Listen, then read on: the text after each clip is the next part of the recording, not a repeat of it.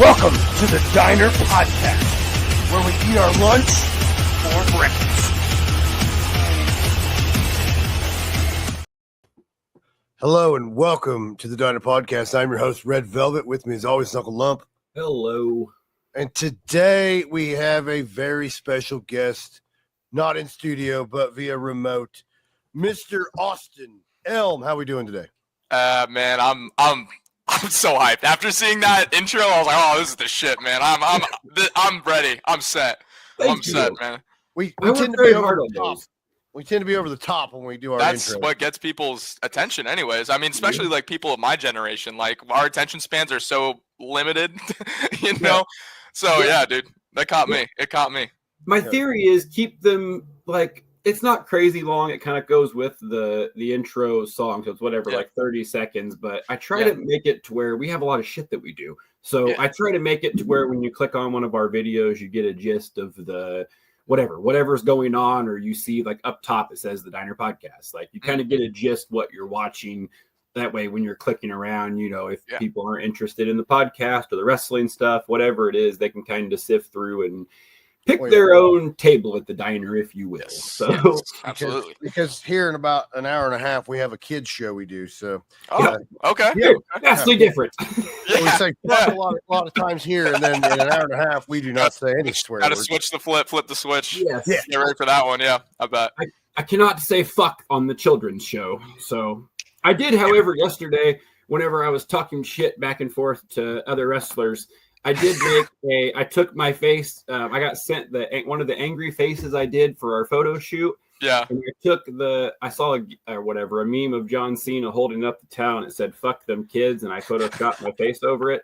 So that was going to be used for multiple things yesterday. And I was told by my wife not to. So No, that's hilarious though. Oh man, one of the few things I love about the internet wrestling community is that they're good on memes, man. They're quick. They're quick. Oh, absolutely. Yeah. Especially if stuff like that happens. So I kind of want to dive into your story. And if I remember correctly, you were playing heel whenever we went and watched you, correct? Well, let's even rewind there. We met you at Brandon Day's Unchained Wrestling Academy / he announced Benchmark Pro Wrestling that night in Fostoria, Ohio.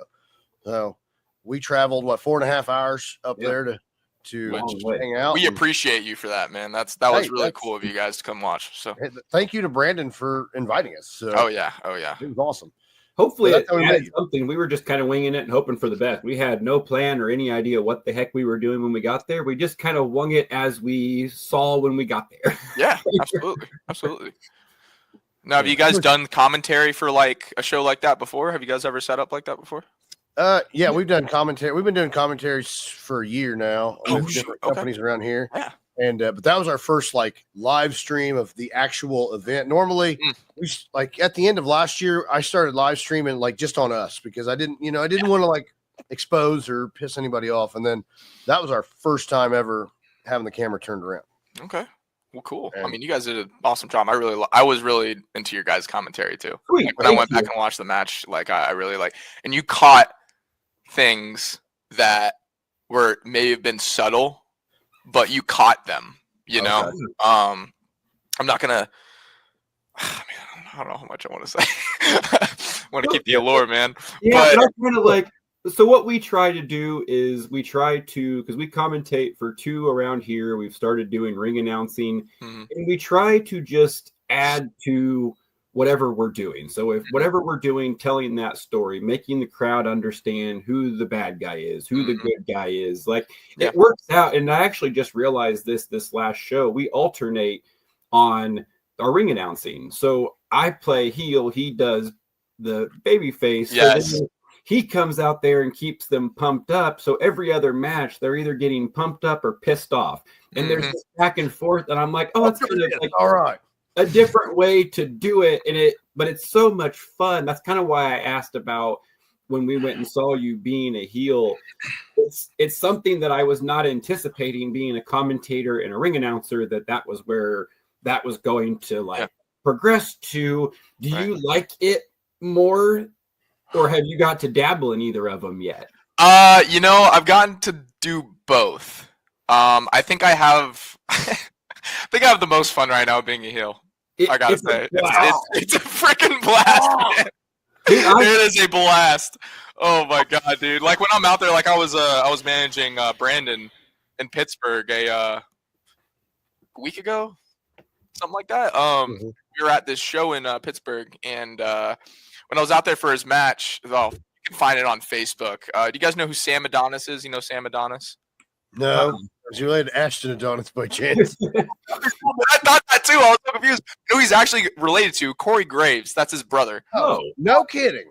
Yeah. So I was in a match with, I was managing Brandon while he faced him. And one of the big spots of that match was me getting pie-faced with a thing of nacho and cheese. Oh, that's like a dream. Oh, yeah. Oh, my God. I mean, you would think, but getting that shit out of my shirt, man, that was tough. But that was, I live for the pop. I live for the pop. Now, if I'm getting made a fool of, oh, my God, dude. I mean, I would make a fool of myself willingly in school, like high school. Like, dude, like entertainment was the only way I got through 6th period chemistry, 7th period, like whatever it may be. I was constantly just making a fool of myself, just being eccentric as shit. Yeah. I don't really know how else to describe it. So at what age did you like gravitate towards wrestling? Either 13 or 14. My buddy Ryan, who I train with right now, actually got me into it. We had a family video down the street from us, not too far, and he would go there every so often and just started renting wrestling tapes, like wrestling DVDs and whatnot, like Best of Raw 2011, 2012. Oh my god, we were adults then, Jared. No, and I was a baby, like damn near. And that's so crazy. Yeah, it's just wild, to think about that. But so he just got me into it. We started watching, like I knew John Cena and The Rock, just from commercials, especially during their feud at the time. He was actually doing Fruity Pebble commercials, and that's where The Rock got all that shit from. That was perfect.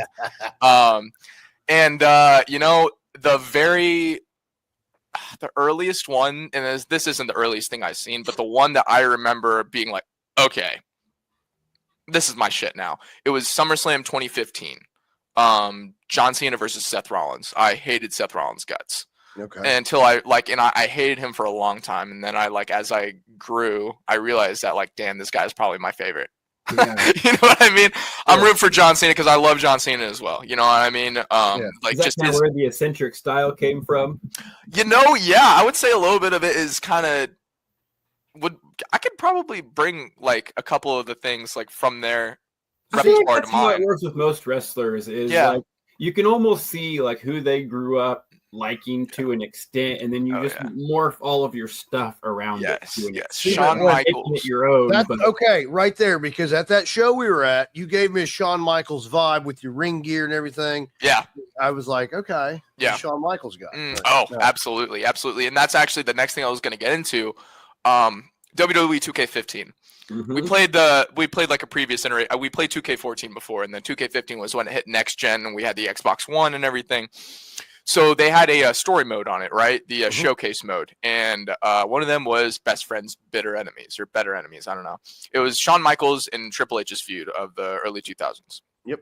And immediately when I saw this guy, I was like, "This guy is cool as shit." You know why? Because everyone hates him and he doesn't give a fuck about it. And that's I loved that energy. You know what I mean? And that a lot of that was kind of how I carried myself. You know what I mean? I would like entertaining. Like I said, I made a fool of myself in high school. I didn't care. I was having a good time. I was entertaining people around me. So what? The 3 or 4 girls in the back were giving me looks. I'm not going to date any of them anyways. Fuck it.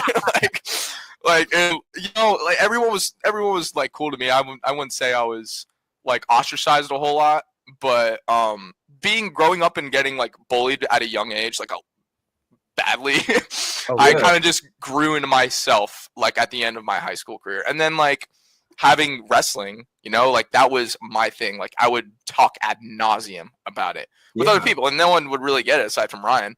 But seeing those characters and how they carried themselves, you know what I mean? That was real to me. That was very, very real to me. And that helped me gain confidence in myself. So when did that transition into you deciding that was something you were going to actually attempt to chase?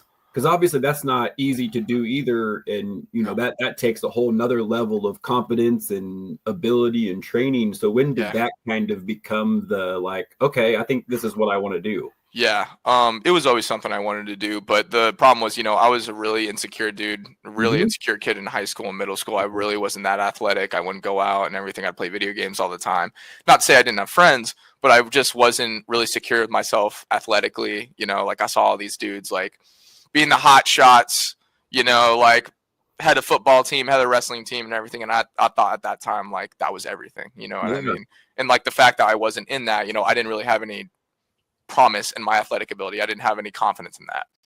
But, I just knew that was what I wanted to do. And there's some things I wish I kind of did back in high school. I wish I tried out for the wrestling team, just to get a basis of it. Cause that helps you a lot. And like getting into it without having that, background, it's difficult. It's difficult. You know what I mean? Cause you want to be taken seriously. How do you get into it in your mid-30s? Yeah. Yeah, that's a lot harder, albeit I ripe age 22. Well, we know where our role is. It's in the entertainment aspect. It ain't the sports. Right.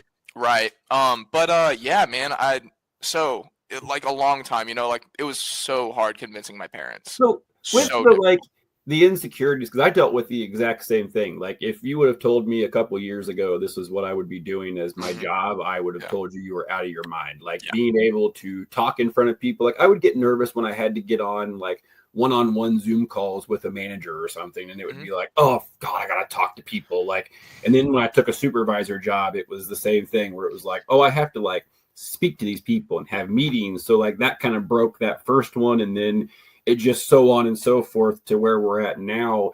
How did you kind of break out of that mindset? Because that's not easy to go from insecure, not wanting or not being confident to what you're doing now, where you have to go out there and exude that confidence 10 times over. How did you, like, what was kind of the transition to get you there? Oh, man. The start was fake it till you make it. Yep. Fake it till you make it. I was... number one, definitely the most insecure person in the room at all times. However, I wouldn't let anyone see that. Yep, as long as nobody knows that. You know what I mean, right? And I still carry a lot of those insecurities today, but I try to hold myself, like I try to carry myself in a high esteem, try to hold myself to a high esteem, and that alone really helped me. I also had some pretty humbling experiences throughout my last couple of years, socially and just in general. I also did a little bit of stand-up comedy as well. Oh, really? So standing up in front of like a group of people, it's scary. It's great when you're the last person to go on at the end of the night. Everyone's good and drunk and they're ready to have a laugh, or they're ready to get the hell out of there. You have to be careful. You got to know like who your audience is and everything. But just trying different things, putting myself out there, not being afraid for people to like dislike me or just not understand me. Because I dealt with that all of school. It's nothing new now. And now I'm an adult and now I can handle that, Well, and it's funny because I was a shy kid in school, and then I hit freshman year and said, fuck it, whatever happens. And then got out of school, kind of went back to my shell in the corporate world, back and forth. But it's kind of cool. Like you put yourself out there and you got more supporters than you do haters. Yeah. Yeah. That's something I realized, the voices that you listen to are going to be the loudest. Yep. That is always 100% true. You know what I mean? Like if you focus on the one dude that said like, that had everything to say negative about you, but then you look at these other people that have like just given you support, yeah. That one voice can seem really loud, but if you just mute them, all the other ones start to come in. Focusing on the right things is very important, because that mindset's everything. I've learned that with everything we're doing, because it's so funny, because everything you're saying mirrors exactly how I was able to break out of it. Like stand up was another one that really, because you're out there on an island by yourself with a sole goal of either you're going to make these people laugh or they're going to stare at you and tell you to go fuck yourself. And those are your two options. You went first. A whole lot of other things. And I went, oh my God. Dude, I didn't know I was going first. He got bullied in the first. I signed up for second because I was like, all right, I don't want to wait and go after these monsters, but I want to go early enough to where like I can just get it out of the way and go. Yeah. Nobody signed up for one, so by default, I was number one, and like, well, fuck, here we go. And it's a whole different experience, and you get that level of stage presence to an extent, but it breaks down that barrier so fast. And like we had a whole plethora of those we've talked about a million times, so I won't drive people nuts with them. But I think that's the thing, is if you go after these things that scare you, these things that are your biggest fears, and you tackle them, then you realize, oh, this isn't so bad. Like I've always been scared to talk in front of people. And then this Friday I did our intermission promo by myself and was out there like talking shit to the crowd and walking around. And it was like the most comfortable I've ever felt in the ring, but that's just breaking down that callus and getting used to being in front of a crowd, to where, again, 2 years ago, if you would have said, hey man, I'm going to give you a microphone and go stick you in a wrestling ring, I'd have been like, you are out of your motherfucking mind. I will punch you. Just even think back to when we were in Ohio. All of a sudden, here you go. Here's a microphone. Go do something. Yeah. Shit. What? We had no idea we were doing that. They walked up and we're like, hey, do you guys mind talking to the crowd for 15 minutes and like don't bump them up too hard? We're like, yeah, sure. We'll do our best. Yeah. Yeah. I mean, it worked. That's specific. Don't get them too excited, but get out there and get them midly excited. I come in there, start hooting and hollering, and then I'm like, oh, I can't do that. I gotta like rile it in, like reel it in a little bit. That was a cool experience. Wasn't expecting that one. Yeah, no, that's awesome though. That's awesome. Yeah, I haven't had the opportunity yet to speak. Well, actually, that's a lie. I had my first opportunity to speak on a mic. Actually, we went to Heidelberg University, and we had. There's that for us geographically challenged people. You're asking the wrong person. I'm also geographically challenged. No idea, man. Listen, bro, like my generation has an app on our phone that tells us where to go at all times. So like we don't have to learn maps. Like that's true. Who are we, Lewis and Clark? Man, right? What the heck, man? But, that's awesome. But no, I mean, I don't really know if that's justification, but just being honest here. Sorry, back to Heidelberg University. Yes. So we went out there and we were doing a senior night like benefit event for the wrestlers there. So originally they had a other wrestling team coming to for the meet, and I can't remember if they didn't have enough people to show up or whatever, but me and Brandon got thrown in there last second, from what I believe, from what I know, and I was able to go out there, and this is all on wrestling mats, like general wrestling mats, but there was no ring or anything. This is already kind of like, okay, I mean, we can do this. I know how to do this, right? No ropes, no turnbuckles, whatever, it's fine. I go out there, they hand me a mic, and now I get to talk to everyone in attendance, and I was shaking a minute, and then I just like, time to be a dickhead. All right, I got this. Did you have to be a PG dickhead? Yeah. You know, it's weirdly soothing. Like it's a weird experience to like hear the boos and to enjoy it. Like it has become one of my new favorite things. Yes, I don't like it. I don't like it at all. He hates confrontation at all, like in general. So like, because I didn't think about it, that like obviously we're just commentators and ring announcers. So like we do our thing and then it's intermission. So I'm like, oh, I gotta piss. So I'm going to pee and I've got children yelling at me. Why do you hate this guy? Why are you being so mean? And I'm like, oh shit. Like I forgot these people like do not like me. I'm trying to running up and hugging me. And right. It's like I'm off the clock right now. I'm just going to the bathroom. This isn't like I'm not in character right now. And you have to like hold that consistency. And that's another thing. Like it's so weird like during intermission right now to figure out like how I should be. I just stare at people. I do a lot of just like glaring at people, or I'll just like, because I'm just a smart ass all the time. So I don't have to be like an angry, overbearing. I can just be a smart ass. Like, why don't you like this guy? And I was literally wearing a Sam Knight suck shirt as he's asking me. And I was like, dude, my shirt says it right here. He sucks. Like, I don't know what else you want me to say to you. And then I just pee and dip out and get the fuck out of there. Yeah, right. Man, yeah. No, it was really cool being able to get on the mic for the first time because I really felt like a wrestler. You know what I mean? And like being able to talk to the crowd. And I cannot wait for another opportunity to do that again.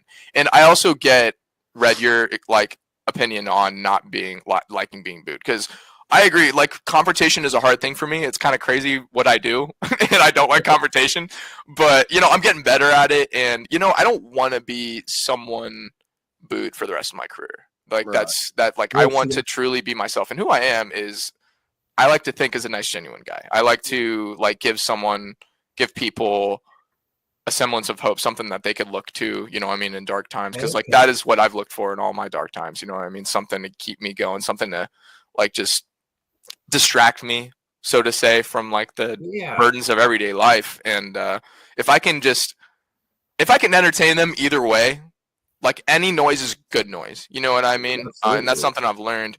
As long as I can give them an entertainment like for the night, I mean, I'm happy, you know? Did you originally pick to start off as heel, or did you kind of just bestowed upon me, just my look and everything, you know what I mean? I think you would make for, like, just the way you just said that would make for a wonderful promo. Like, just you being you and being that real, like, almost that underdog story. Like, I was bullied, I persevered, I battled, I did this, I broke this. Like, I was listening to you build that, and it's like, ooh, they're like, see, I told you before we started this, I was like, we're going to find who your, like, real character is.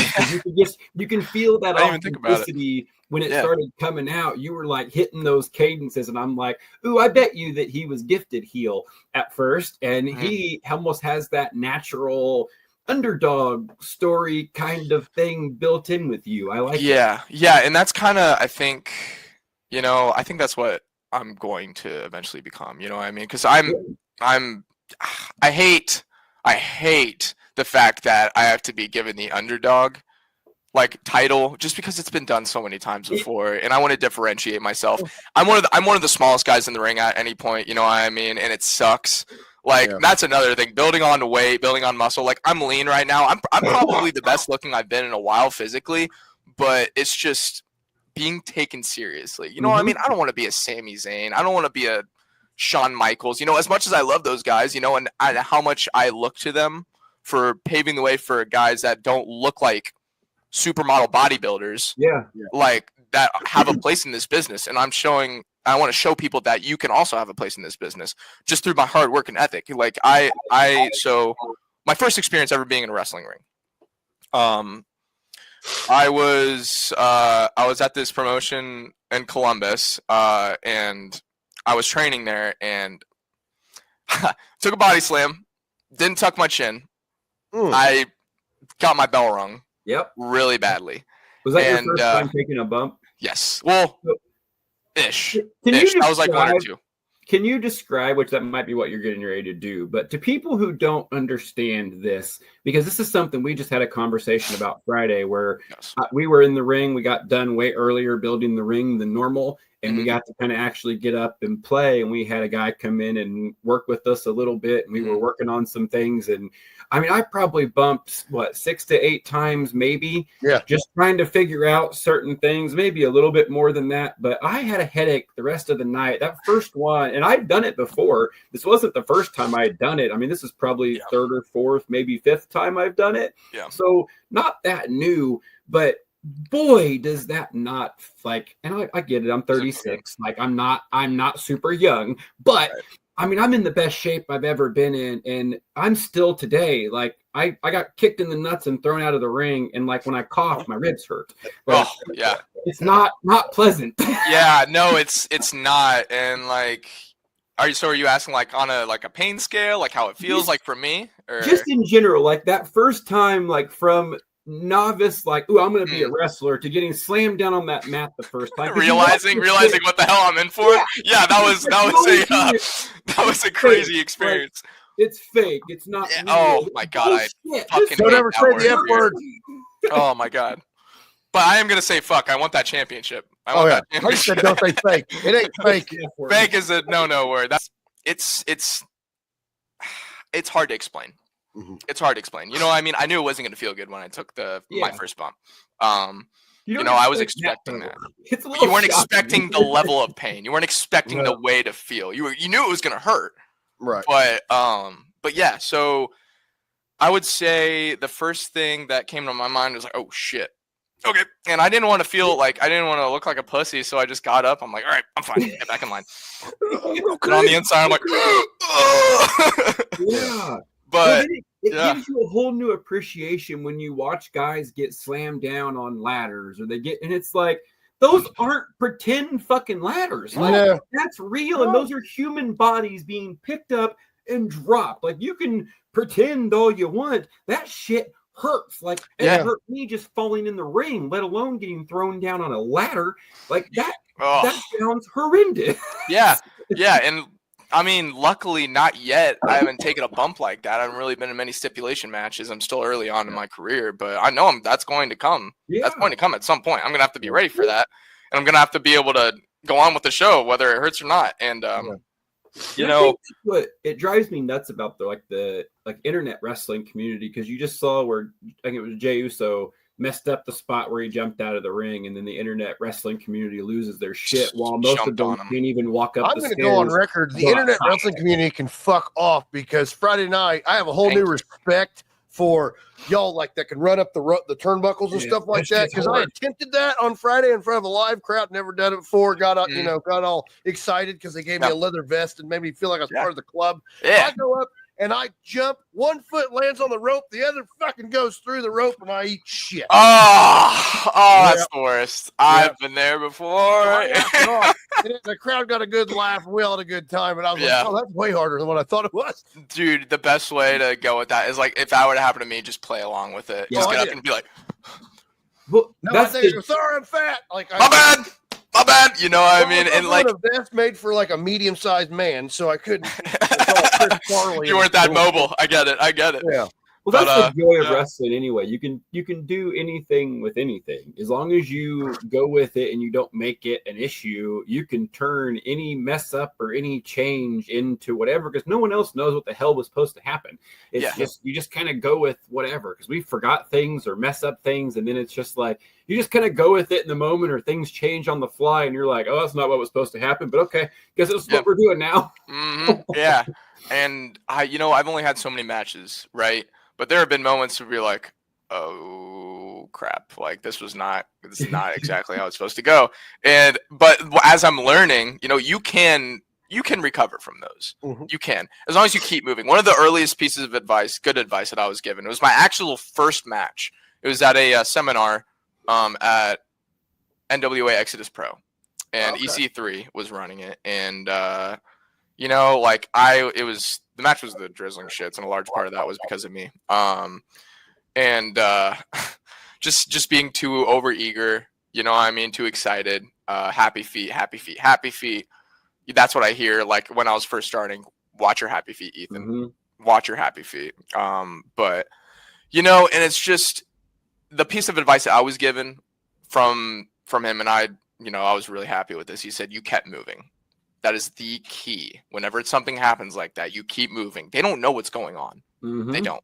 You know what I mean? Sure, they can tell when something was messed up. And if they want to hop on that and be like, oh, he botched it. I heard this from another wrestler. It's supposed to be a fight. You screw something up, that's just a wrestler misjudging a move. Yeah, that's just a wrestler like perfectly. You're not gonna hit perfectly. Yeah. That's just how fights. If you have, dude, it's supposed to look like a fight, and that's something Brandon tells me. You know what I mean? Like Brandon is like, dude, this is not supposed to look formulaic. You know what I mean? Like just perfectly cookie cut. You know what I mean? There's got to be a level of realism to it, and like, because what we're doing is real for the most part. Yeah, it is. It hurts. It fucking hurts. It hurts, and like, I have guys, talk to me like, I'm in college right now, and I'm hot in the fact that I'm a wrestler. I love that I can tell people that now, because that's everything I've ever wanted to do. Mm-hmm. But when I talk to people about that, they're like, oh, that shit's fake, isn't it? And I'm just like, yeah. Sure. It's like you don't even want to have a conversation with them, because you already, from that sentence, they don't know anything about wrestling. And you don't want to be the guy that is like, puts an entire rant in their face about why it's not fake and why it's scripted and all the ins and outs to it, because I can do that. Yeah. I would love to do that and just shut someone up. But you can't do that. You have to be cordial and be like, yeah, sure, man. Just show them that match Brandon Beretta just had with Elijah Eros and ask him if it looks fake. Oh my God. Elijah looked like he got ran over by an absolute freight train.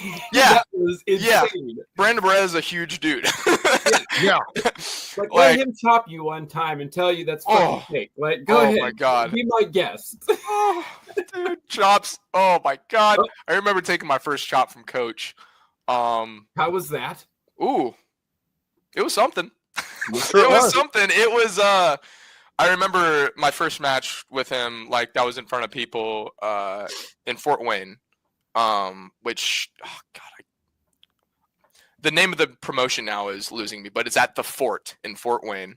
Midwest Championship Wrestling. I might be what it is. I might be wrong. However, after that match, he chopped him we had a spot in the corner where I chopped him a couple of times. This was still like when I was trying to figure out like how to do it and like how hard, how physical to do it. I know I'm not going to hurt that dude. I know I'm not going to hurt that dude. I don't know that either. Yeah. But, like we had that spot and everything. He looks at me, grabs me, puts me in the corner, and like I didn't lean out at all, so I had nowhere to go.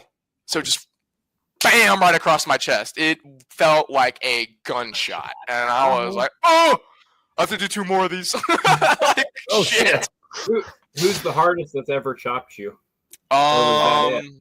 Man, I gotta say Brandon. I felt that shit in my ribs, like not my ribs, but like my chest bones, like yeah. It was, other people like they sting and everything, but I mean, not saying at all that Brandon takes liberties with me, because he does not. He treats us all really safely with respect and everything, but he was breaking me in. Yeah, he like this is you're in the shit now, buddy. You're gonna have to deal with it. I just figured you chopped him too hard, and he's like, "All right, buddy, my turn." Nope. I probably didn't even lay a scratch on him, man. I probably did. My 170-pound frame on a 240-pound guy. Yeah, I mean, not a whole lot. Is there an art to the chop, or is it pretty much just? I mean, you're trying to get the loudest pop. Man, possible. You're also trying to go through their chest, I guess. Right. A lot of, I always worry about giving these opinions on these things, because I feel like a lot of the wrestlers will hear this and be like, "Oh, this kid's a greenhorn. He doesn't know shit about what he's doing right now." But the reason I ask Evan who's the hardest one that's chopped him. Yeah, I've been chopped maybe 10 times in my life. Okay. And the hardest chop came from this prick Friday night. We did it on a lot. We did it on a video. I actually queued it up for you so you can rate your chop. Oh, you're going to queue it up. Thanks, Dick. You want to chop off? No, but I'll do it. You can go first. All right. Where are we going? It's right here? Yeah. Why don't you turn your back? I'm left-handed. Oh, yeah. Oh! Mm.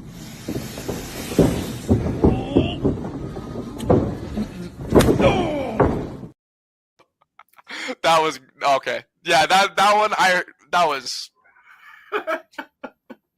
Yeah, I'd probably be writhing from that shit. It fucking hurt. He got me right on my nipple. Oh, no, that's the worst. Getting it on the nipple, like coaches complained about that a million times. Like, oh God, right on my nipple, dude. Like, are you kidding me? When we got in the Ultimate Rumble, I got chopped maybe 5 or 6 times by actual professional wrestlers, and it looked worse. Like, I mean, I was about bleeding. Yeah. And then this untrained asshole just fucking whacks me. I'm like, God bless America, man. Oh, brother. Yeah. Well, yeah, okay. man. So I had been taught how to chop by one wrestler, and I was told by him to swing for the fences. Was what the advice that I was given was if I didn't hit him, he would rewind. You were trained 30 seconds before you're supposed to go through the curtain. It wasn't like you took a class or anything. Nope, that was my training. I fucking unleashed. Oh man, dude, that's hilarious. Oh man, but like the science to it from like what I've been told, like having your hand cupped a little bit so you can make that sound. Yep, did that. Good man. When like trying to get a bit of your I've seen a bit of people's forearms hitting too. You know what I mean? Big thing is you do not want to chop someone in the neck, because I've done that to coach before, and I'm lucky he didn't break my hand. So it's misjudging right. Like the distance and the direction. You know what I mean? Because in that moment I was like, my brain was like, oh my god, chop, bam, bam, and he was like, oh God, come on, dude. I'm like, oh shit. Have you had any of those moments yet where you've really laid one in on accident and you're like, oh, I'm gonna get fucking killed? In training, I'm not necessarily I'm gonna get killed, because we're all learning, right? Yeah. But I felt terrible. I remember, my God. I'm gonna put over RJ Flores for a second. This dude is a fucking beast when it comes to taking bumps, man. He's a little ball of muscle, and nothing seems to get to him. Like, he can take the most outrageous bumps. He's like, I'm good. I'm just like, you just died. I witnessed you die, and you just got up like nothing happened. My God, like, what am I doing this for, brother? Like, I did a Claymore to him because I'm working on like new moves and everything, and I felt contact. Apparently, I didn't really hit him, but like I ran in, and just laid that shit, and I was like, bam, and like he fell, I fell. I'm like, oh God! I immediately went over to him. I'm like, are you good, dude? Like, I laid that shit in. He's like, dude, I'm great. How can you be so happy constantly taking these most outrageous bumps? Like, during practice, doing stuff that he does not need to do, like jumping off the top rope and taking a missed frog splash. Yeah. That, like, you don't, like, I mean, okay, there are some things you do need to practice, you know? And maybe that was one so we can understand how to land and everything. Maybe once, but he did it multiple times. He's done it multiple times. He is a freak of nature. I don't know how he does it, but it's a whole different breed. Like, to be able to go out there and do what you guys do that's why I kind of wanted you to go into some of this and explain like the ins and outs of how it goes, because not a lot of people like talk about these things that go into it and what you guys do and how, like, I like I said, I just was in the ring falling backwards trying to figure it out and running the ropes a couple times and jumping around, and then I literally, like I said, got kicked in the nuts, thrown out of the ring, and I've been sore for like 4 days now. And you guys will like wrestle like 3 days in a weekend and then just go on about life functioning, and it is because you kind of take for granted, like I was saying with the Jey Uso thing, where he catches his foot on the ropes, but it's like, these are human beings, and you guys make it look so natural and robotic that it's amazing what you guys can go out there and do, especially when you get to see like how it's all formulated beforehand and how that goes out into the ring. It's like, this is incredible. And then to make it look so seamless and effortless, like for us to get up in the ring and run around and do everything, it's like you get that whole new appreciation for what you guys are out there doing. It's no small feat, and it takes an asinine amount of stamina, and I assume a shitload of callus, because the amount of like pain you guys can tolerate is, again, just incredible. Well, that's like, I really appreciate you saying that, one, man. Like, that is a huge, like, that's a huge compliment to me, and huge compliment to like everyone in the business. You know what I mean? Like, I can't really, I want to remain humble. I don't want to lump myself in with any of those top performers yet. Like, obviously, I don't even want to lump myself in with like people that are like have been pretty successful in the Midwest and just in the independents. You know, I mean, I've only been in this for like 6 months, but it's true. Like, some of these guys are, you know, it takes a crazy amount of training. Yeah. People can pick it up overnight. You know, I mean, like a thing or two, they can pick it up overnight. A lot of these things be trained, like repeated. But, you know, it's all about just work ethic and just drive. You know what I mean? And these guys are out there, like, they don't care. Like, some of them don't care. Like, they care about their partner, right? And they care about keeping themselves safe. But like, sometimes they'll just throw caution in the wind. I mean, Jeff Hardy. Fuck. Yep, that's a perfect example. Like, that dude is grade A insane, but I love him. And he defined a generation of wrestling, in my opinion. Like, defined a generation for people just in general. Like, across the border, like, of like race, it didn't matter. You know what I mean? Like, just like culture, whatever it is, everyone knew who Jeff Hardy was, and everyone and that's what I love about wrestling. It can bring people together. Yep. I love it, but it also tears people apart too. Like, it's a double-edged sword. I mean, we said with the IWC, it's ridiculous. And now that I'm starting to be a professional wrestler and everything, and now I'm understanding the ins and outs of the business, the behind the scenes and everything. Like, people will talk shit about Jey Uso missing a splash, like, oh, he did the top dollar, ha ha ha. But dude, he could have died. Yeah, well, the people talking shit, you know, they probably couldn't get their fat ass on the ring. No, let alone half the time they could. So you know? That's where it's like, I don't know why it's so divisive. Like, okay, I'm not a big fan of AEW. That's just not my cup of tea. Yeah, totally. Anybody that likes it, cool. That's just it's just not for me. But like Monday Night Raw sometimes isn't for me because I can't sit there and watch 3 hours. Like 2 hours is my limit. So it's like you it's like exhausting what you like. sometimes. Exactly. Like what you like and don't hate on people that like the other stuff. You know, it's just like I don't know why everybody's like, you gotta be WWE or AEW and anything else can piss off. It's, no, dude. Dog, you don't like have any idea of general. what wrestling is. Like, there's so much more wrestling on the outside of this. You know what I mean? Exactly. And that's something like I probably haven't even seen like 0.0001 of all the wrestling in the world. There's so much that people don't see that's amazing. You know what I mean? Like my lens has extended to all parts of wrestling since I started, you know what I mean? And I had an understanding, I had a little bit of knowledge of like the big independents like ROH, NJPW, AAA, you know, and it's just crazy to see that there is just as good, if not better, wrestling on the independents sometimes, you know what I mean? And like those AEW, WWE, those are the top dogs for a reason, obviously. You know what I mean? We've seen companies fall by the wayside, you know, not being able to keep up with them. But those, like, I mean, WWE has stood the test of time. It's the flag bearer, standard bearer, the template, so to say. Yep. But yeah, dude, there's just a whole lot that I'm still learning about.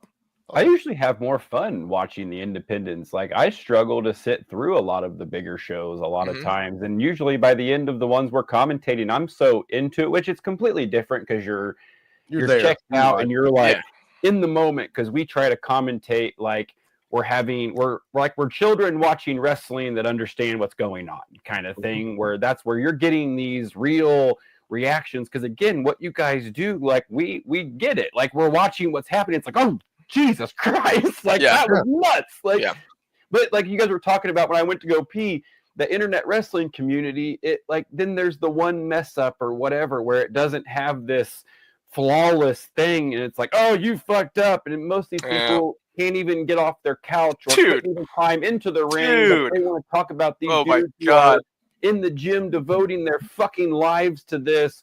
And Jey Uso's living out his dream. People are giving him shit because he can't cut a promo because he's fucking crying. The dude's living out his childhood dream. It's authentic. People are roasting him for it. And it's like, oh, fuck you, negative assholes. Like, right. The dude have his moment. And it's like, you wouldn't do this with The Office or pick your sitcom. Like, you're not going to them going, oh, Dwight didn't get the promotion. Fuck you. I'm going to this sitcom now. No. You're just watching the fucking show, and it drives me crazy that they, like, at some point, the power was given to the internet wrestling community to, like, pick and choose where things go, and if they don't get their way, then it's this, like, man, I don't like wrestling anymore. It's like, don't. Like, that would be wonderful. Leave. We'll be better without you. Like, we don't need you. It's so fun, and it's a suspense of disbelief. You get to check out and be a kid. And I love it. Like I just learned it takes me like a couple days to come down after that. Like the days afterwards, it's like, oh, I'm fucking bored. Like I want to go do something. This sucks. Like I want to go play. I want to go have fun. And it like you get sucked into that adrenaline of it, I guess. Is that what that is? Oh my God, dude. Like so after Christmas Chaos, I was on top of the fucking world. Okay, because I had worked my ass off for this, you know what I mean? And the entire day before. Now, were you guys at Christmas Chaos? I'm sorry, I can't quite remember. Okay, we were at the Revenge. Okay, right. So that was our event beforehand, and the entire day I was like shitting myself. I was like, there's no way I deserve this spot. I'm in the main event with Coach. I am going to fuck it up. I'm going to absolutely shit the bed. No one's ever going to want to come back to watch this. Oh my God, yeah. It's still to this day, man. Like it's constant, you know, like I don't want to do a sob story, but I deal with like my brain is constantly giving me negative voices. And I mean, like that's who we are. We're artists. And that's what a lot of people go through too. Absolutely. You know what I mean? And I like to think it's a big part into technology and social media and like all that. It's learning how to manage that. It's learning how to keep those voices controlled and keep those, because like especially doing being in this world, being in any really creative world or putting yourself out there, be like when you're in this process of building it, you're dealing with that imposter syndrome. Like, I don't know that there's any way not to deal with that unless like but because you kind of have to also drop the ego and develop a healthy ego all at the same time. That makes sense. Trying to figure out the healthy divide, like the fine line between it. You know what I mean? Because like I try not to have. I can see like my negative ego peeking out once in a while. I'm like, hold on, I don't want to be like. I've learned from a lot of people. I've learned from many people in my life, role models even, that negative ego is not always the right way to go about things. Sometimes you need a little bit of it, like to be like, I am the defining factor. I am the it factor. You know what I mean? And no one else is going to take this from me. You know, I've seen that work out great for people, but I've also seen it work terribly for people. Well, you know, you have to have self-confidence and not a toxic ego, because you can take that ego and where it becomes toxic and it becomes a detriment to you, to where you're not able to look at yourself objectively and see where you're fucking up. And if you start developing that and getting too far away from it, it becomes really hard to get back from that, if that makes sense. Like, you start like not able to look at yourself. But once you kind of drop that and go, okay, instead of pointing my finger at everybody else, what the hell am I doing incorrectly? How can I adjust this? What can I do to make sure that's not happening anymore? And then that starts becoming life-changing. And then you can combine that with a mindset shift rather than always looking at the negatives. So like you just said, I'm going to fuck this up. No, I'm going to go out there and fucking kill this. I'm going to go out there and have the greatest match I've ever had. And then you go out there with that mindset and that confidence. And that's exactly what happens. If you go out there and you're walking down that ramp going, I'm going to fuck this up. I suck. I'm not good. You're going to go out there with that swirling around in your head. And then odds are you're probably going to fuck something up. And it's all that perspective and being able to control those voices and almost utilize them for yourself and for that like energy and that drive, rather than letting it control you and kind of keep you from doing it, I guess. Right. And I kind of want to talk about Christmas Chaos a little bit more too. When I was, like I said, having like terrible thoughts about how the show was going to go.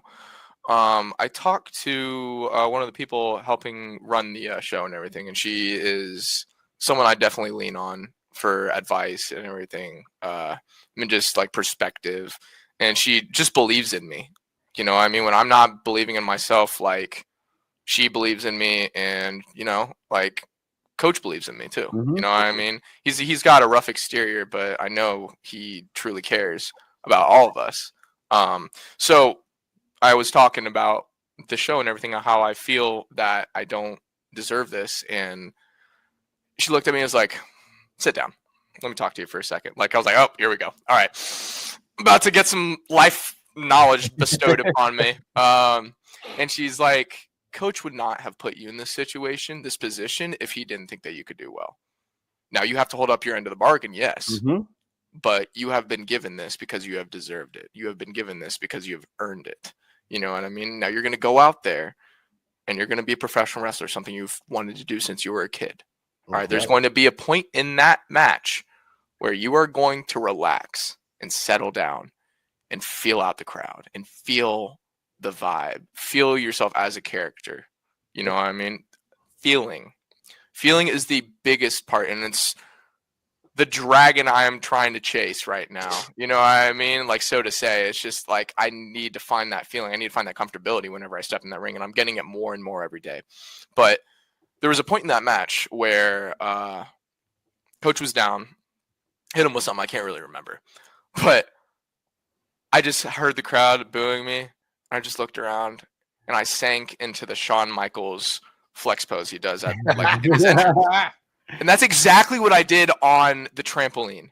Those kick pads I wore, that I have been wearing, the red kick pads have been with me since I've been wrestling on the trampoline.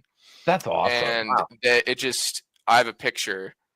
And that's what it's all about. You were living out that childhood fantasy. Like, you were literally living out. Like, I had a couple of those moments this weekend when we were doing that, where it's like, holy shit, I can't believe like this is what we're doing. Like, someone is paying me to talk shit in a wrestling ring, and I'm going to get paid to do this. Like, yeah, man. And it's just like the ring is my sanctuary now, man. Like, this is like the highlight of my life right now. Like, school sucks. I absolutely hate college. Everyone that knows me knows this. Yeah. You know, I'm probably going to spend another year and a half, maybe, finishing out my bachelor's degree, and this is my 4th year. I hate that shit, but also I've had a lot of life experience. Yeah, can I make you feel better? Yeah, please. I spent 7 years and I got a 2-year degree, so you got this shit. Yeah. I spent 3 years and got no degree and a lot of debt. Yeah. Yeah. You know, people like I've thought about quitting many times, but people have always like, dude, you're so close. You know, like my mom was like, I can almost taste it for you. You're that close. And I'm like, oh my God, I'm killing myself though. Yeah. Doing this and wrestling, like trying to devote, like I have so much anxiety about like wanting to be something early on in my career. Cause I see people like Marcus Mathers, he's 22, but he's running the independents right now. He has championship upon championships. You know what I mean? Like we have freaking, oh God, Javon Evans, he's 20. And he's doing way more than me right now. Like, I see all these wrestlers, like, pass me, and I'm just like, dude, I'm late to this party. But then you think about it, like, DDP got in when he was 35. Yep. You know what I mean? And it's just like, oh, God, man, like, maybe it's not too late. You know, maybe I have the time to build, like, experience and everything. And, you know, if I was to get thrown into WWE, I may not swim. I may sink. You know what I mean? And then, like, I have to go back to the independent scene, have that on their radar, like, oh, this kid fucked up his tryout. We're not looking at him for a while. But then build up that stuff. Whereas I can train on the independents now. How old are you? I'm 22. So you got plenty of time. A long time to go, bud. Look, the best advice that I've read along this journey was don't compare your chapter 1 to someone else's chapter 20. And like, obviously we're both in our mid 30s and we're not trying to be wrestlers by any way, shape or form, but like getting in this business at 35, not super simple. So it's again, one of those that you just have to kind of have that blind faith and then develop that confidence of like, every time we do these things, it's like we get positive feedback. So then that positive feedback keeps feeding us going, okay, hey, we are good at this, because I feel like I deal with a lot of the same stuff you do. And I'm sure he does as well, where like you hear people say that, but you're so used to yourself that you're like, well, this like, it's just me. Like, it's just me being myself and doing this. Like, how is this something that people are like enjoying, whatever it is? And it's like, but then you start getting that feedback more and more and more. And it's like, okay, well, maybe we are good at this. Maybe we can make something out of this. But understanding that like taking those steps every day to put something into it to better yourself, whether it's being in the gym, whether it's watching old shit, training, whatever it is, like progressing every single day to go after your goal. Eventually it's going to happen. I never understood. We did a podcast where we were talking about teleportation and a bunch of other wild shit. Okay. And they were talking about the E=mc² is what we were talking about. And I never really understood, like, obviously it's like that famous Einstein equation type thing, but I didn't understand it to where it's like, if you put energy into something, you can turn it into mass. So if you're taking every day and you're chasing, especially at 22, I wish someone would have told me this at 22 and I could have developed that, and we wouldn't have stopped doing the backyard wrestling that we thought we were stupid for doing 15 years ago. Like, we probably would have pursued this. But it's like, start putting energy into what you're passionate about now, and watch how quickly that develops because you love it. So you're not working, you're doing these things that you love, and it's developing. So if you take as many steps as possible every day to go towards that goal, eventually that energy will turn into mass, and you will essentially manifest it into existence. That's because you're taking that drive and focus into your goal, if that makes sense. Yeah, absolutely, man. And well, that whatever manifestation, I mean, that's some powerful shit. So when we first started this podcast, Singleton Wrestling had just started. Kyle Hall, he was our first promoter that worked with us.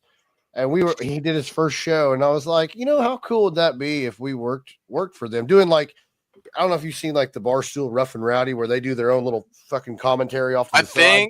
I think I've seen something like that.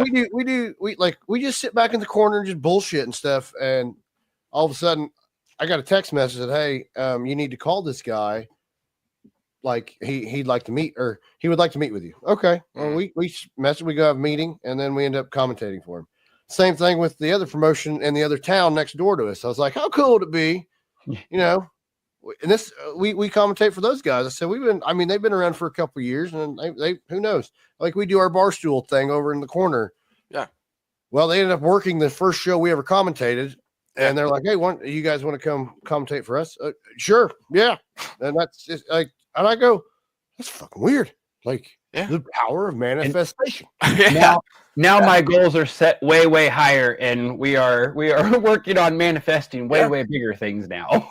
Apparently $100 million. Yeah, man. Hey, shoot for the stars, man. Like that is literally, it's true. I don't want to wrestle on the independents for the rest of my life. I want to make it. I want to be in the big leagues. Right. And shit, I'm going to do everything I can to make it. And you're only 22. You have more than enough time. But I want it now. I want it now, man. Shit. We're fucking old. We got kids and mortgages, and we're like, we want it now. Fuck, man. Like I want to be up there. Like I want to be learning.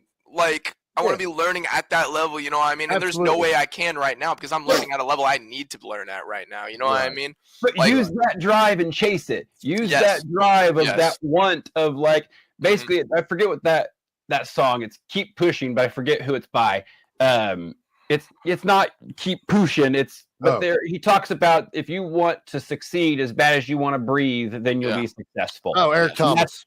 That's the drive. Like what you just said, that same energy, like you take that every day into what you're doing, you will be very successful because that like you want it, you love it, you can feel it, and you are very, very young and you are very, very good at what you're doing already. So I appreciate that, man. Fight those motherfucking demons and tell them to go away because they're a very, very difficult one to deal with. They like to tell you suck and that you're not good at this and that, You're asking me what the worst chop was. It's probably from my own mental demons, I would have to say. Yeah. Always. Well, dude, that's a daily battle. Man. That's a daily battle, and you can't let them demons win. And one thing you gotta look at, I know he's been like blackballed right now, but Hulkamania didn't start running wild until he was 35. Yep. Yeah.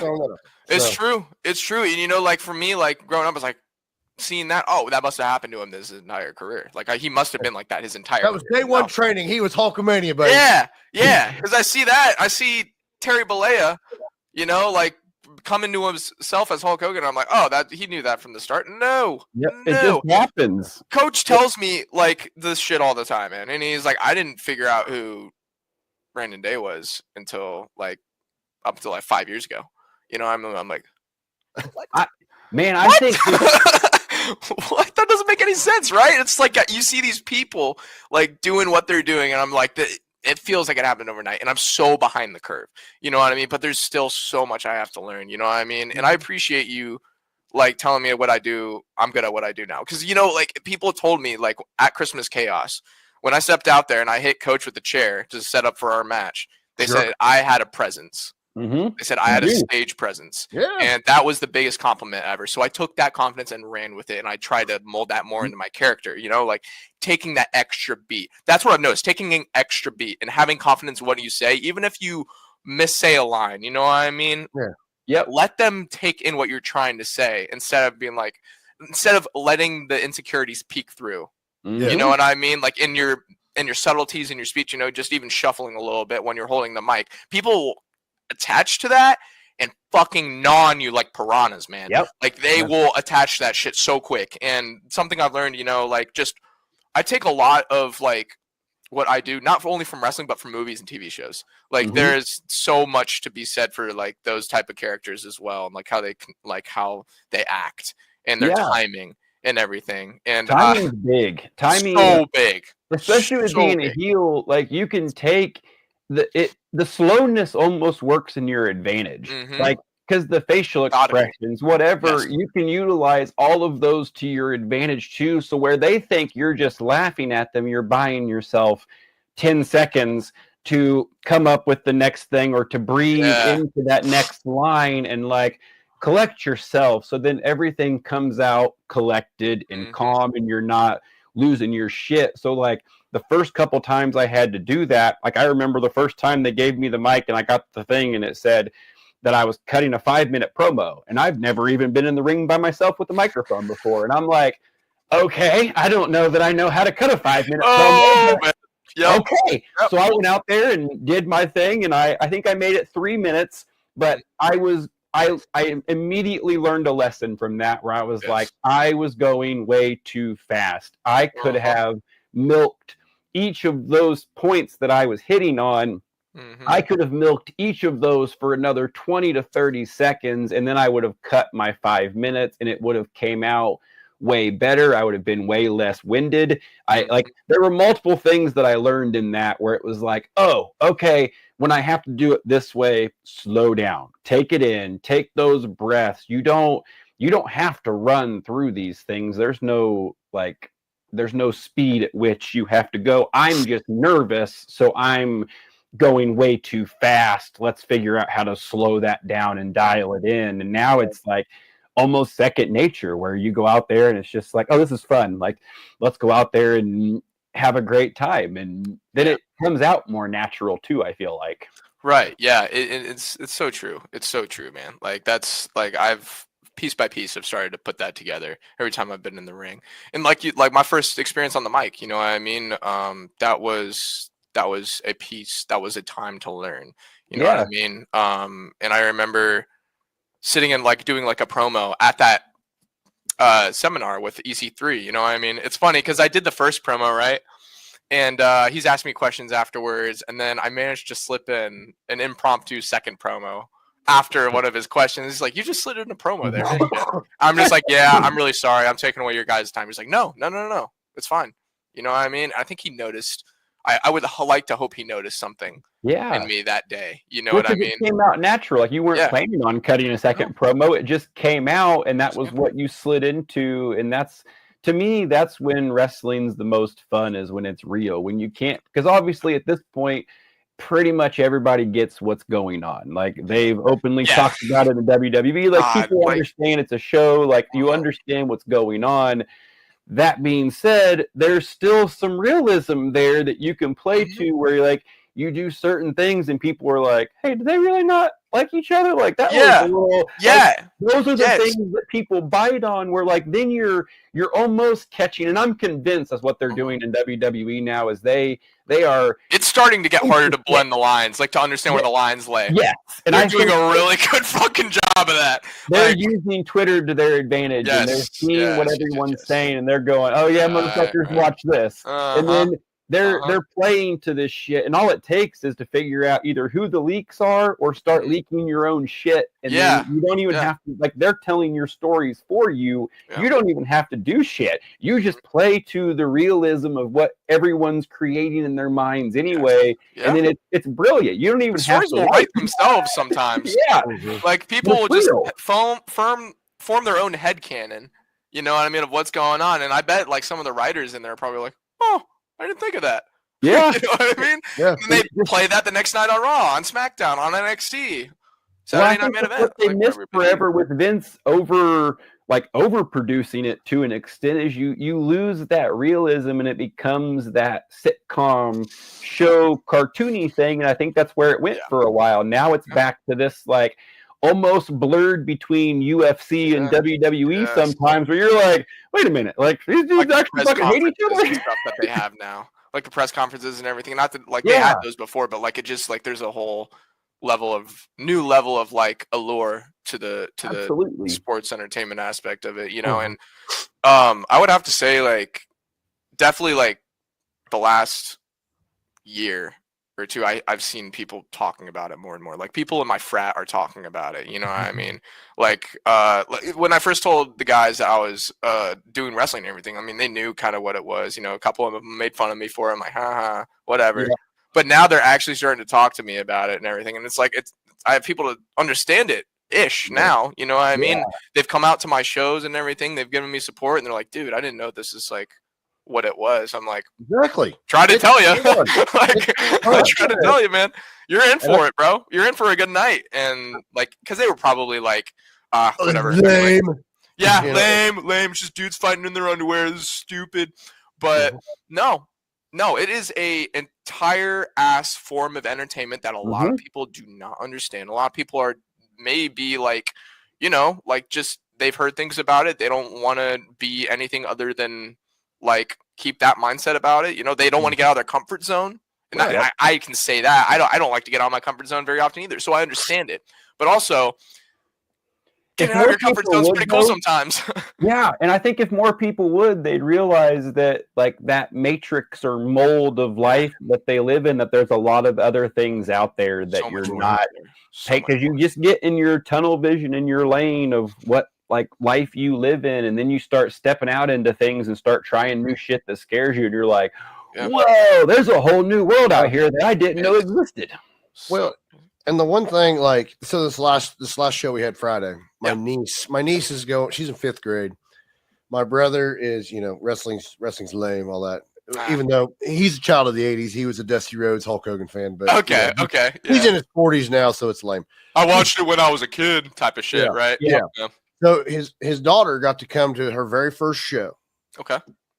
The intermission rolls around, and she came running up to me. She goes, "Uncle Lee, can I get a Sam Knight shirt?" And I said, "Absolutely." I bought her. I said, "But you got like Sam's line was ridiculously long." I go, "Here's $25. Go."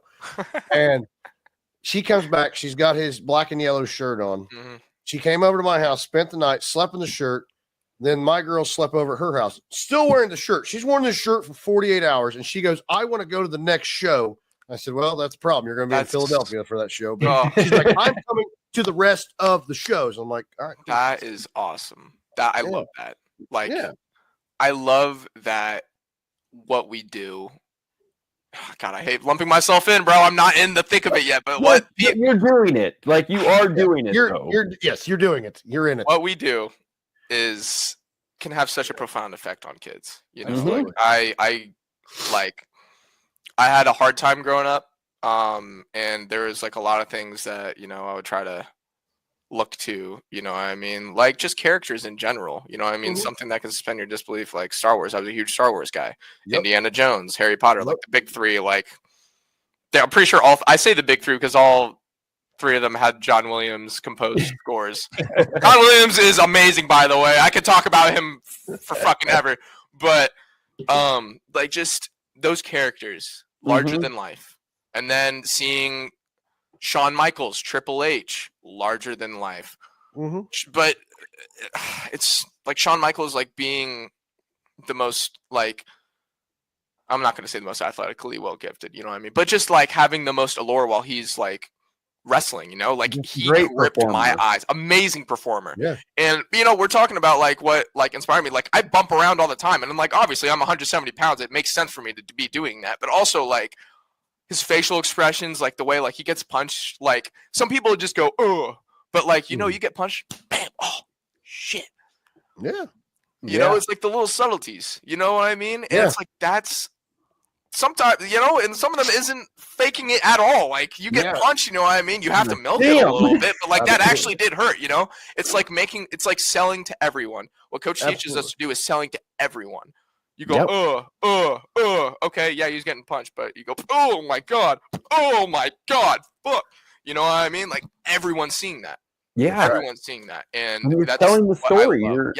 You're explaining to people what's going on and what's happening. That's why we love doing we love doing the interviews before the shows, because we get to tell these people in our town who the wrestlers are, what they're coming here for, what their story is. So then when they come out, even if it doesn't matter if even only 25 people in that audience saw our show, they know to cheer or boo, and that's going to be contagious with the rest of them. So that's what we're getting. It's still in its benefit.